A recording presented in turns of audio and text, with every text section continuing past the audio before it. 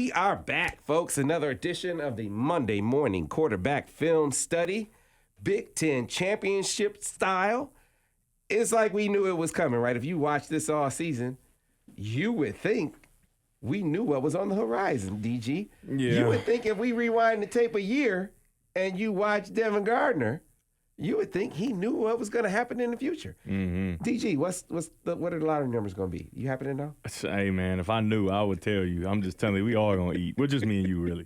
But, yeah, man, we basically are psychics at this point. It was very clear to me and to you. I hope you see it a little more clearly, I would hope.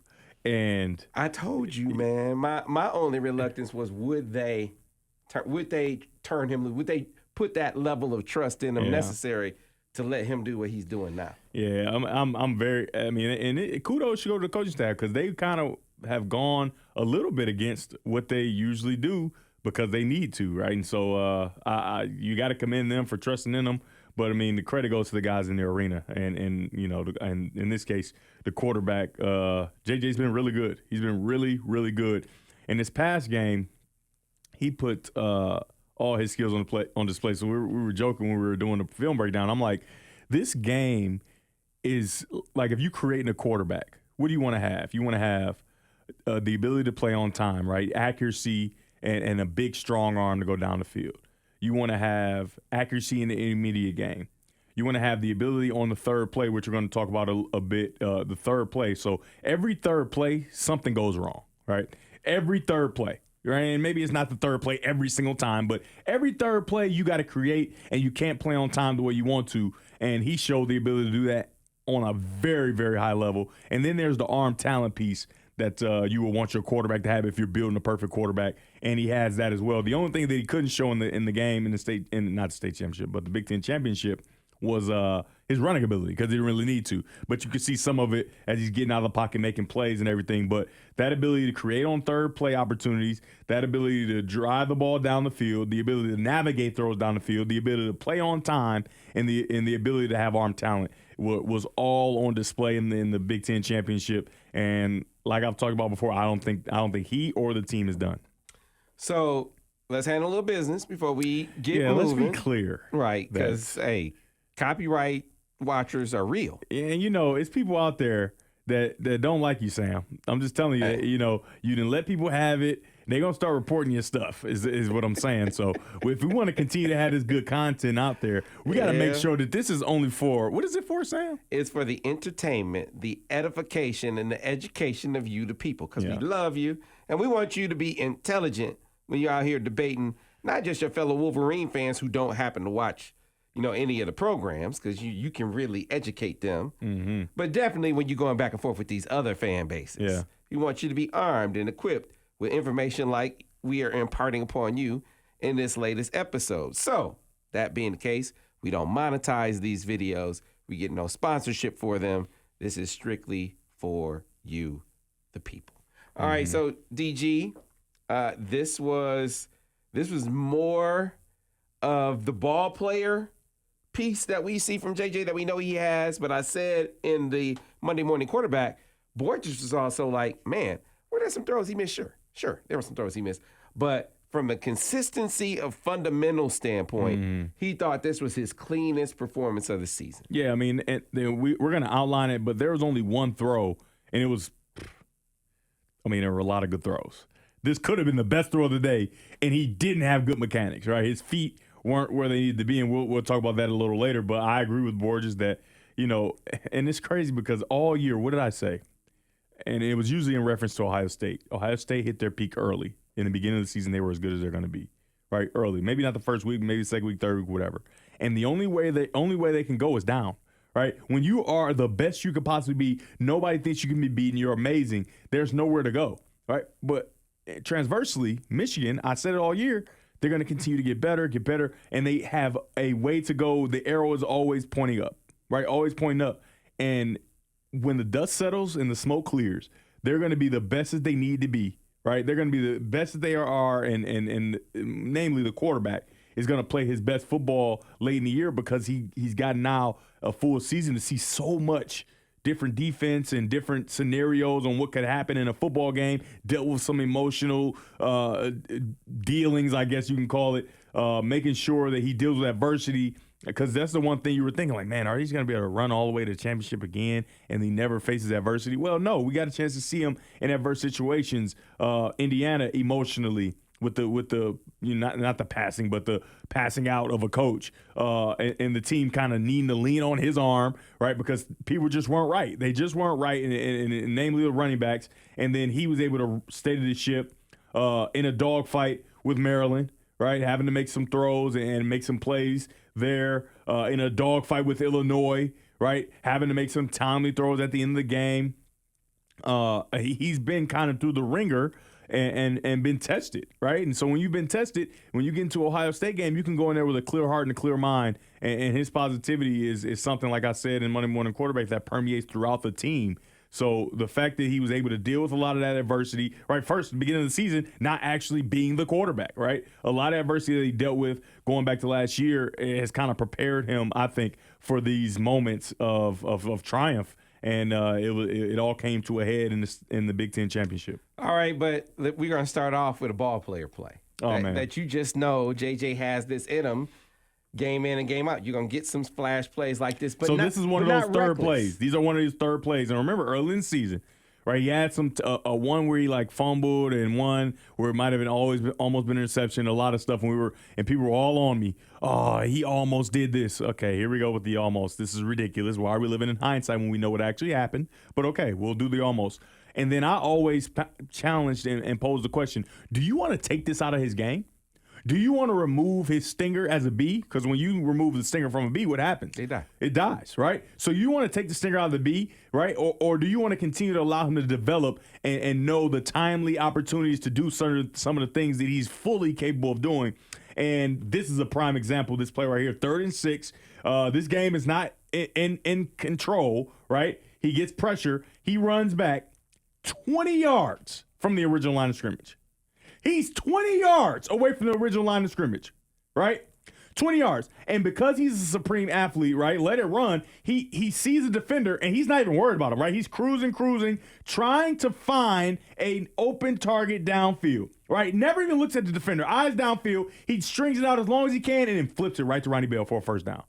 Outstanding. Running left as fast as you can, using your athletic ability, string it out as long as you can, and then open up those hips and driving that ball inside, right? The cardinal rule, never throw across your body. Don't give up ground as a quarterback. He did both of those things, but they aren't just, like you talked about, running around like a chicken with your head cut off. It's calculated, right? How athletic am I? How athletic are they? And can I get around the edge and make this play? He decided that he could, and he made the play. That's an outstanding football play. Yeah, so, this is what defensive coordinators want. You know JJ's going to get out of the pocket.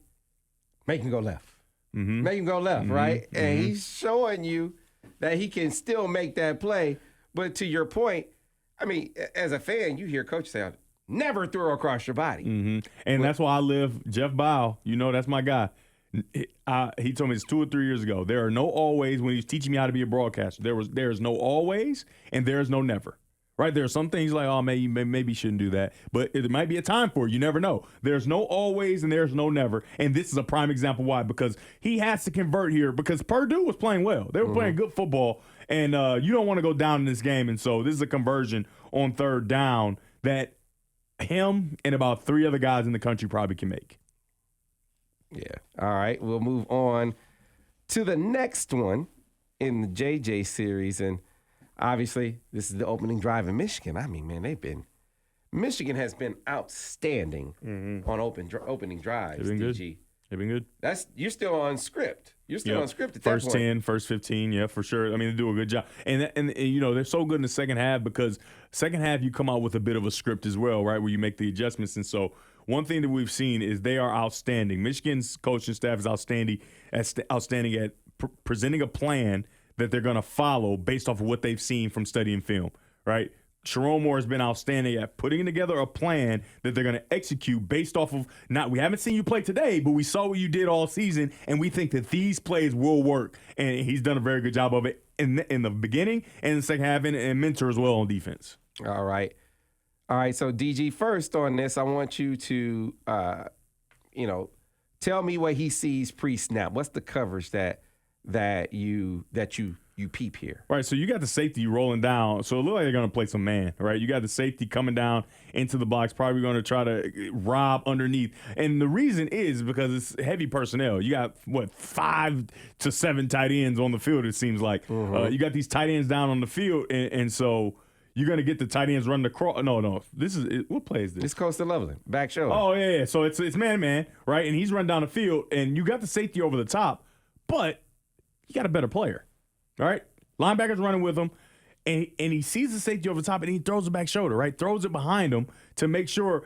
And this is the one thing we haven't truly had at Michigan, where every player can't make that play.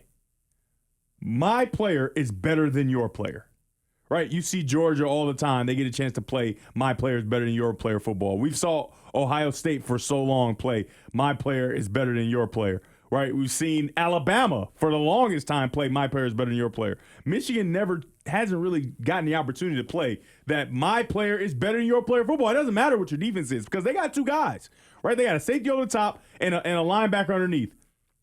Lovely Loveland, as I like to call him, is better than your defensive back, your linebacker, and I can get him a ball with a good opportunity. And the arm is alive and well. Remember, it was questions early. Oh, maybe he's still suffering. The arm is alive and well. He drives that ball in the back shoulder amazing. Address some just a technicality for me because I saw one guy. It's the exception, and not the rule. Say, oh, well, he shouldn't throw in the double coverage. Like it worked this time, he shouldn't throw in the double. My guy is better than your guy. But do you count that as double coverage? I didn't see double coverage there. So it's not. So when you think double coverage, you would think bracket, right? He's not being bracketed. Right. The safety just got over the top, right? He's the middle safety. He got over the top to help. And actually, that wasn't the safety. That was the corner that was covering the receiver, right? So safety's in the middle. The corner is covering Cornelius Johnson, if you can see it a little bit, and he comes off to make the play. So that ball is not thrown in the double coverage. 23 was actually covering Cornelius Johnson. He peeled off like a good defender does, right? You see the ball in the air, you peel off. So, no, that's not thrown in the double coverage. But that's why there is no always and no never. Because if you have a player that's being double covered and he's still open, a la Purdue, right? We were kind of double covering Charlie Jones. He still found a way to get open. It's never throwing the double coverage. Sometimes quarterbacks throw the ball up and give your guy that's better than the other team a chance. And we see with Calvin Johnson, all these different things. And I'm just telling you, I'm going to get on the table right now because that's what I do. Loveland is going to be one of those guys. There are going to be a number of opportunities where he's going to get the ball thrown to him, and there's going to be 2 guys on him. And guess what's going to happen? He's going to catch it. I'm just telling you. He's going to catch the ball, right? So, maybe that time isn't quite here yet, but that time is coming very soon, especially in this next offseason where he gets to be in the weight room more. This is a true freshman going up and making this play. Yeah, 23, if he had broken it up, it would have been a spectacular play for him. That was a great job by him. Not a bad decision by JJ. So what JJ sees is a matchup of your tight end on a linebacker. Period. Right? You don't truly account for a guy peeling off of another route. Right? You see the matchup, you throw it where you can make the play on that back shoulder nice and high for that 6'5" lovely tight end. Yeah, he's gonna be. I remember his recruitment, man. I mean, because he's from Idaho. Nobody knows. So hey, man, potatoes. What are we doing? Yeah, you're not getting much love in Idaho, but his dad was making sure that he got him into all of the Northern California, 707 tournaments, and that's how he got noticed. He is a dog. And you know who came and offered him first, big time wise, outside of the West, was Bama. Really? Bama jumped up. And you know what that do. Oh, come on, Bama man. offer come down. Whoa, let's take another look. You know what I mean? Yeah, Bama offered to do it in Idaho, but of course Michigan jumped on and recruited him harder. Yeah. Rest, as they say, is history. Thanks, Bama. Thanks for alerting us for him and then not recruit him as hard as you probably needed to because he is a problem. Come on, man. All right. Sometimes it's just about my guy's better than your guy. Like you said earlier, I'm setting you up, DG. My man is better than your man. My quarterback can just beat some coverages out there, right? You think you got a dropper? You think you got a guy who's going to disrupt this throw? I mean, you could do it like this. This is what we talked about, arm talent, man.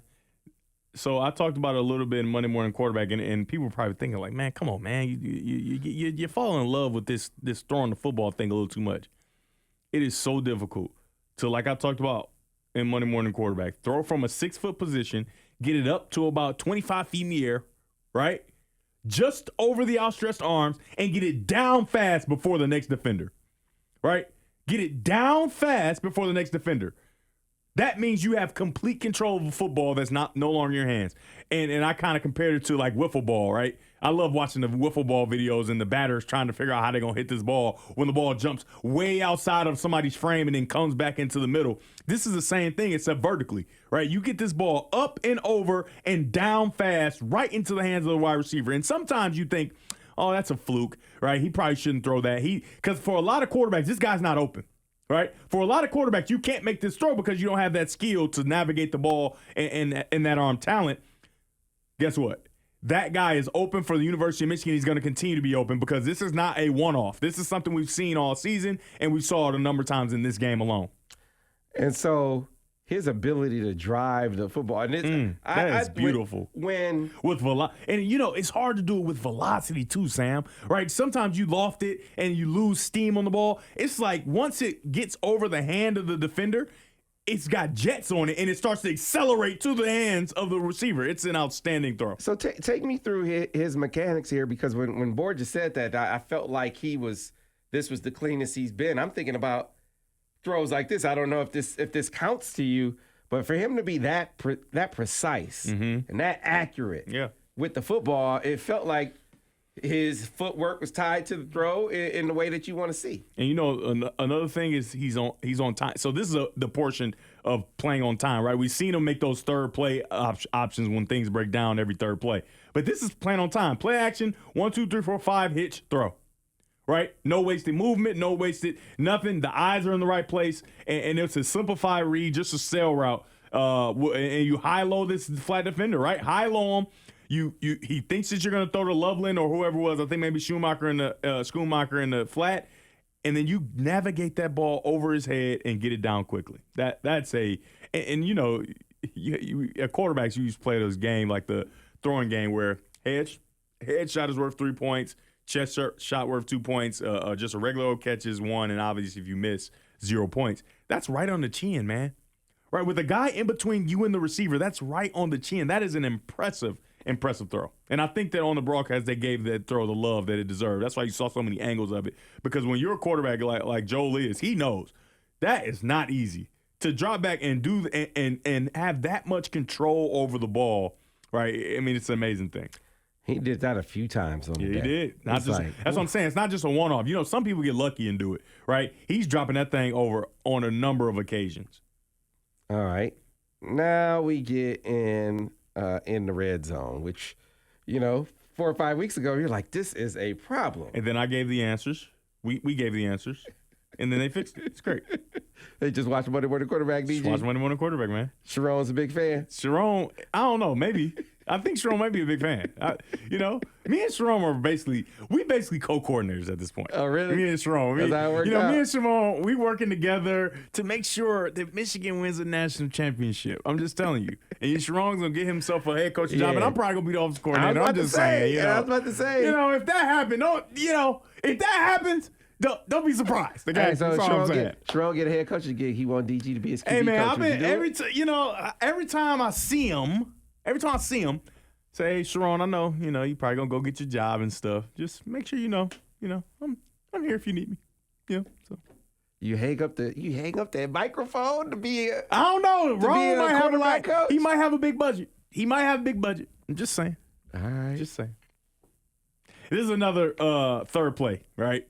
Third play, stuff starts to break down or goes to the S word, stuff starts to turn to the S word, and he creates, right? Creates, and then again, don't throw across your body. They should preface that unless he's open, right? Don't throw across your body unless it's safe, unless he's open. So let's take a look here.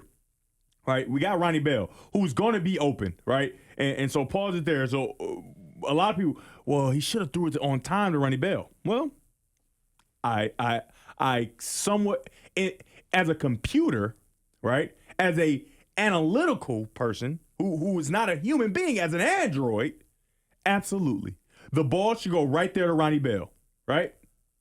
But these aren't androids. These are human beings, right? So you got a free runner in your face, right? and he can't see where Ronnie Bell's going because he's blocked, right? He can't see over these offensive linemen. So he doesn't truly know what's there, and it's blind. So what does he do? He knows he can beat this guy on the edge, so he creates, right? He gets out, and he creates, and then he finds another open target, right? That's real football, right? So the design of the play and the robotic design of the play is for him to drop back, hit Ronnie Bell coming on the hot, right? And he scores a touchdown. Well, the human aspect comes in when you are in a position where a guy's running free, right? He's running free right in your face. And where Ronnie Bell's going, you can't truly see, is there a defender? He might even see the black hat of the referee, right? Because sometimes you just get a glance, right? He might even see the black hat of the referee and say, I can't do it, right? I can't do it. So it turns it down. But because he's a great athlete, he can create, right, and get into that third play option, right? And so a lot of people, Ronnie Bell's open, he got to hit him. Well, that's true. That is true. Ronnie Bell is open, and he got to hit him. But if he doesn't hit him, if he can't see him, if for whatever reason he has to make a play, this is what he should do, and he does a very good job. Man, ball player. Right, that's the human aspect of football that people ignore, right? Of course he should throw the ball to Ronnie Bell because that's the play design, and it was a great design, right? Yeah. He was wide open. You got the vertical Schoonmaker getting vertical. Ronnie Bell come underneath exactly how you diagram it. But what you don't diagram is a guy right in his face right away, right? And he has to create and make a play. Can't see over the lineman. Okay. Yeah. The linemen are standing stout, but so many people say, I want quarterbacks to be tall. Well, he's a pretty tall kid. I'm a tall guy. You can't see over the offensive lineman, period. Unless the deeper you are, the better you can see. But when you're in that position where you come off a play action fake or whatever, you can't see over the lineman. So right? You have to find windows. Take me through that. That's exactly what I was about to Oh, ask. absolutely. So in that case, there's no time to find a window, right? The linemen are the defenses. They're all barreled in, right? So the linemen are protecting, and there's no space to see what is on the other side. Where Ronnie Bell is running, is this a safe throw? And I cannot. Let me reiterate. I cannot turn the ball over in the red zone. I can't do it. We have points. I cannot turn the ball over, right? So why would I force something that I'm not sure? On film, I'll watch and say, okay, I could have got that ball to him. But in the moment, I'm not going to force this ball to something I can't see when I know I can create with my legs. Now, and you know, this is not to bring Cade into the deal, but for Cade, he either has to throw that or take a sack. Right? He doesn't have the ability to move out, and that's just his skill set. His skill set isn't to create in that way, right? So you have to throw that blindly, which he shouldn't do, and I don't think he would do, or take the sack, right? Those are your two options when you don't have the athletic ability, but JJ does, and he does a very good job of creating, and then, you know, going against that cardinal rule that shouldn't be a cardinal rule because it's ridiculous, right? So many quarterbacks have gotten so talented and learn how to be safe, careful risk takers, and JJ's one of those guys. Throwing it back across the body, that old adage is out. And it's out. He's open. You're not turning down open guys because some older guy said because he didn't have a quarterback that was good enough, don't ever throw behind across your body. That's insane. You were a tall quarterback, and so this question is extremely relevant to you. How often did you throw over the line versus throwing between them, throwing in windows? Well, so not necessarily throwing between them or throwing over them, seeing to make the throws over or between. And it was 95% of the time, right? Now, there were sometimes, I remember in Notre Dame, when we go big play action, we're almost 15 yards back. Now you got to have a big arm, though, right? You can't be 15 yards away from the line of scrimmage and trying to throw a ball 30 yards down the field, right? That's a big throw now, right? You're 45 yards down the field trying to make a throw, right? So we used to have the big play action. We would go H2 or 65 waggle, right? Where I go play action inside zone, and then I'll go big giant roll back to the right guard, right? But about 15 yards away from the line of scrimmage. Now, it doesn't matter if I'm your height or my height. We can see just fine. We got the same vantage point, right? When we're that deep. But there are also times where you go, I remember against Penn State, and I'm going to get a little upset about this. I'm trying not to, right?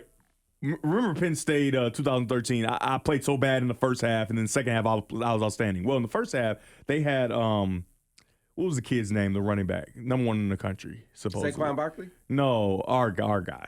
Yeah, Derek Green? I wish it was Saquon Barkley. Are you talking from Michigan, yeah, Derek Green? I wish it was Saquon Barkley. Okay, I thought you were talking about the other side. I wish it was Saquon Barkley. If it was Saquon Barkley, we would have won a national championship. Okay? I digress. See, you try to get me all riled up. Talking about psycho. Yes, Derek Green, right? So Derek Green, young guy, right? Whatever you care about his skills. I know one thing is for certain. He didn't study nearly enough and did not know protections, right? So we go H2, right? X curl, right? H2 X curl. That's play action to the right, to the running back. And if they bring pressure from the field, the defensive end will skip, right? Right, on a pass play, right? The defensive end will skip, which means the defensive end will come and be underneath the curl. But that drop is short, right? 1, 2, 3, 4, 5 balls out, right? It's not a big drop where I can see very well. You got 6'7" Taylor Lewan and Michael Schofield. There's no seeing over it. You have to anticipate and know that people are where they're supposed to be. They get a one-player blitz from the field, right? So I go play action to nobody because the running back goes to pick it up, but it's already protected because he doesn't know what he's doing, right? The running back goes left. So when I go play action, who don't I get a response from? Linebackers, yeah. The defensive end. Oh, no, I got you. Right? Because he skips on a pass, but if he sees us run, he won't skip. I go play action. I come out and throw the ball. Out of nowhere, a guy jumps out. Whoa! What? Who is that? And why is he right there? Right? And I am furious. I didn't figure out until after why it happened, right? Where, he's a skip defensive end because they brought pressure from the opposite side that we're protected on, and the running back should just go through his fake, and if he does, he entices him out, throw the ball easy. Jeremy Gallen probably gonna, do his deal. So stuff like that. I'm 6'4". I never saw him until he jumped up and caught the ball. I was like, what just happened? And so, snowball starts to roll. I had thrown a pick already in the game. You know what I mean? Yeah. And so stuff like that. It just looked like you are seeing the field. It looks like I can't see, which is true. I couldn't see him. You know what I mean? And so that's my view from a tall quarterback, right? I'm pretty tall. I'm actually very tall, especially amongst normal people. And I could not see. I knew where me and Gallen had a rapport where I knew he was supposed to be. He's 5'6". I can't ever see Gallen, to be honest, but I know where he's supposed to be, and he's usually where he's supposed to be. That's where the trust from a quarterback and receiver come into play, and it's huge, right? If the quarterback can't trust you, he can't play on time. He can't do things the way he wants to. So that's the whole tall, short. It doesn't matter. You got to find a way to get back, and in those situations, people need to do their jobs to make sure, I was so mad. One day we're going to get that play. We're going to break it down. And I want to talk to Boris about it. Like, do you remember that? This boy went the wrong way. I mean, he went the other way because he's thinking he's helping. You're killing me, Petey. You're killing me. Hey, I end up rushing for 120, passing for 240 in that game. So all y'all who said DG didn't know what he was doing. I know exactly what I'm doing. Don't worry about that. Hey, judging from these breakdowns, y'all know I know this game like the back of my hand. And a lot of credit to Coach Borges, Coach Nussmeier, and Coach Rich Rodriguez that really, really taught me the game. Like, I'm talking about taught me the game. And the thing is, I got every perspective, right? I got that's why I'm better than all three of them. You heard me, Borges. You heard me, Rich Rod. You heard me, Nuts. I love you, but I'm better than all three of y'all. Because I got a little sprinkle of that Rich Rod, right? Stir it in there, right? I got a little sprinkle of that Borges. Throw that in there, too. And then I got that, boom, Nussmeier in that thing. Nuts doing this thing with the Cowboys, right? Exactly. Guess what? He told me everything he knows. Most of the stuff he knows. You think Dak is playing better? Yeah, he's playing better because guess what? Nussmeier is a dude. And Nussmeier make you believe in yourself. Because there was some times where I was, I'm getting tackled all the time. I can't do nothing. I'm getting down on myself. Like, maybe I'm not that good. He like, dude, what is you that dude? We just suck. You know what I mean? Like, you are that dude, but you can't, it's only so much you can do. You know what I mean? And so I had to get back into that of like, I am that dude. Like, what? I am really like that. You know what I mean? Like, sometimes you forget and you need somebody to remind you. I got reminded of it. Remember, I got benched for Minnesota. I do. We all do. Which is ridiculous. You get Shane, man. I love Shane. He throws for 49 yards in the entire game. It's ridiculous. We would have blasted them. They were terrible. And then I come in for that one drive. Remember that drive? Boop, boop, boop, boop, boop. Down the field touchdown. And then it was like, oh, yeah, you really like that. Don't ever let these people take that away from you again. You are like that. It ain't you, right? Right? It ain't you. You are definitely like that, but anybody can get lost. And that's what I was talking about with JJ and his confidence, right? The fact that he's able to continue to remain confident, the people around him and all that, that's super impressive, man. It's hard. It's hard. It's very, very hard. But after that, I got y'all boy by the testicles there. Yeah, it's over now. We're doing it the way I asked to do it. Because I'm the only option now. You guys try to take my confidence away. You're tampering with my Mentos, you know. Trevor Moad, rest in peace. I didn't mean to, peel off old wounds. I didn't mean to open up old wounds, the wounds is, give me some alcohol. But big shout out to Trevor Moad, who obviously passed away, but he was my mind coach to kind of help me frame the way I think and the way I help young kids think as far as quarterbacks and all that. It's so much deeper than you guys understand, and so that's why I think it's so. I know JJ has a guy. I'm sure they have a guy in place to help him. But Trevor Moad was super instrumental. Him and Nussmeier kind of helping me not lose. Like, people always wonder, man, how did you stay sane? How are you so whatever? Man, I had a lot of help from people who believed in me and things of that sort. Nah, I'm good. I got all the tools so I can do it myself and help others. Whew. Back to the film. Here's another one, man. I mean, I just copy and paste what I said about the other one, right? So it's going to play this view, and this is all good, and reading the coverage, and blah, blah, blah, blah, blah. But the throw, man, the talent, obviously the pocket is outstanding. But look at the throw. We're going to show you again. We're going to outline this football for you because it's in the crowd. You can't really see it. Boom! Stop it right there. Football. Look how much space he has between that white glove. Look how much space there is between that white glove. Unbelievable throw. Outstanding. I mean, there's not much else you can say. Completely in stride, right? Schoonmaker doesn't even have to move his hands, right? He just catches the ball, and Donovan is looking like, this boy is cold-blooded. My goodness. And Schoonmaker's like, that was easy. All I had to do is jog across the field. And take me through again, DG. I mean, this is... It's unbelievable, man.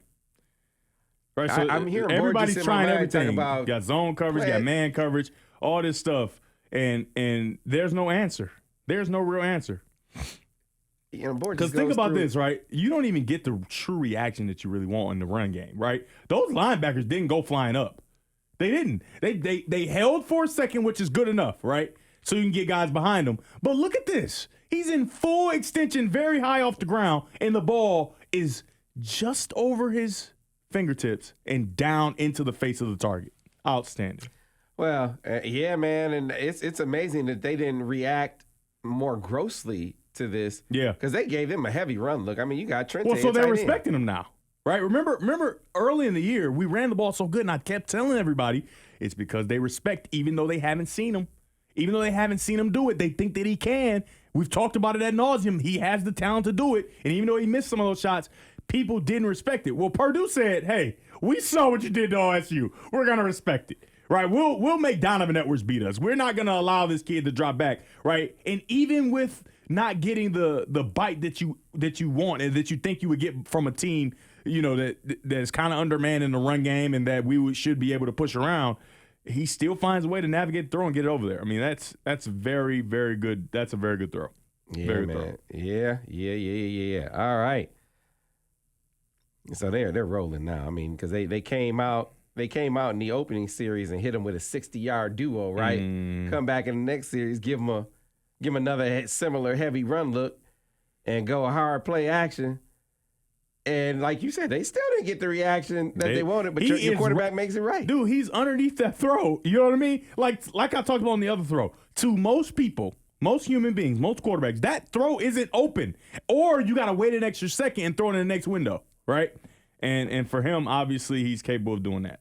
And this might be the throw today. 3rd and 11. Is this it? This the one? This is 3rd it. and 11. And it's his worst and his best play. No, second worst, because that interception was terrible. But this is where he's so talented, right? That it's just, I don't know what teams are going to do, especially when he really figures it out. So this is him understanding what he has, right? He drops back. He knows that he's going to have Ronnie Bell through the middle. But what do you have to do? You have to make sure that backside safety is held by the seam route and that he cannot get involved, right? So he quickly – I want you to actually take it back some so people can see what his eyes do, right? You watch his helmet. Watch the wings on his helmet, right? The ball snap. He sees what he wants. Boom. He looks to the right to hold and see that backside safety to make sure because he wants to get the ball in the middle of the field. Then he gets back to the throw, right? And that's where he want to throw it. Is in the middle of the field, right? He wants to get the ball down the middle of the field. Now, the one thing I have a quarrel about is his feet, right?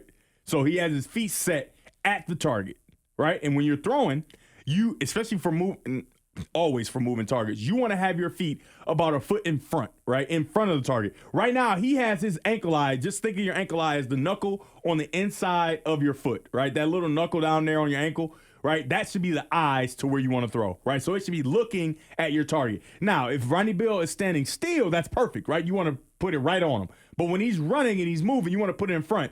And so this is where you want to have your ankle eye, right? More in front so you can drive this ball. But he's fully capable without his feet in line, and it's an outstanding throw. The one thing I would say, and I told you this, Sam, you don't want to do this too much.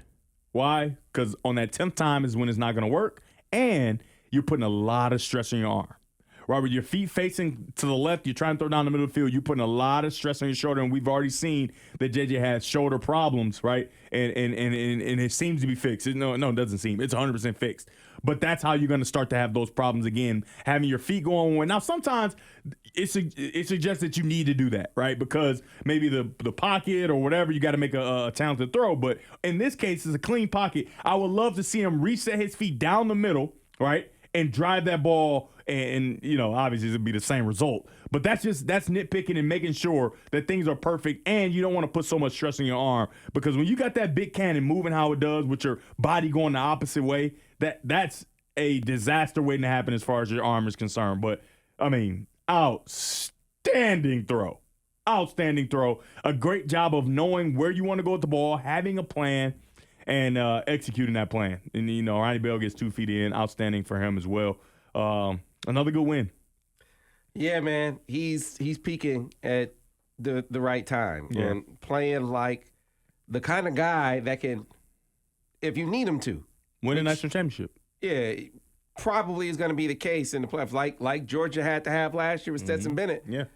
So remember I said that I think he's similar to Stetson Bennett. Remember I said that earlier this year? I don't, but I'll take your word for it. Yeah, I like Stetson Bennett a lot, much more than most people. Before, like last year, I was like, man, he is a dude. Like I remember, I was talking to a guy at a Pistons game, and he was like, hey, what do you think about the Georgia? I'm like, hey, he's had another year. He could be a real good pro. I think he'd be all right.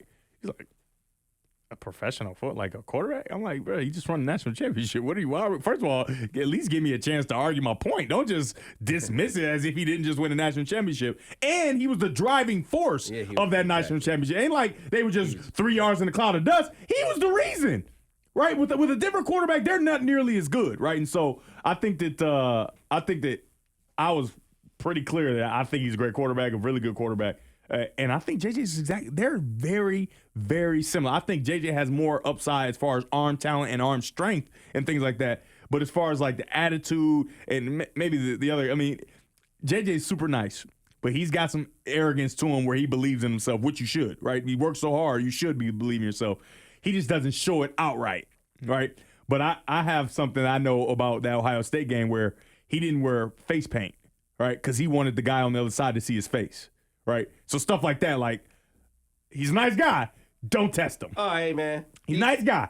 Don't test him. But the thing is, for Stetson Bennett, he's got the chip on the shoulder, walk on. So he shows it at every turn. Right. He shows like, I'm that dude. Y'all didn't believe. And JJ don't got to do that. Right. Because I was already the man. I'm 5-star. I don't got to do all that.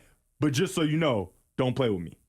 Stetson Bennett is more a little outright about it, and so I think they're very similar. In that national championship matchup, obviously both teams have to win, but that national championship matchup is going to be a quarterback duel for the ages, I think. Yeah, they still, at least earlier this season, was kind of question him a little bit. So Stetson? Stetson. Which is insane. I'd be interested to kind of sit in or see. And think what about his that. You win the national championship, right? We had a quarterback who won the Big Ten championship, didn't do nothing really in the game,